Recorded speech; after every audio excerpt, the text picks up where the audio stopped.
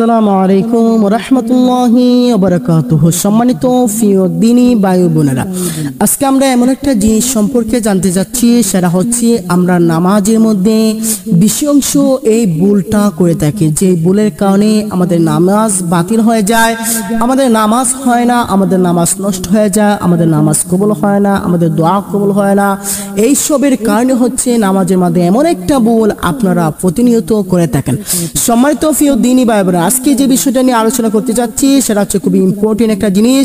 আমরা কিভাবে পরিপূর্ণ নামাজ আদায় করব। নামাজের মধ্যে এমন একটা ভুল আছে যে ভুলটা আমরা প্রতিনিয়ত করে থাকি।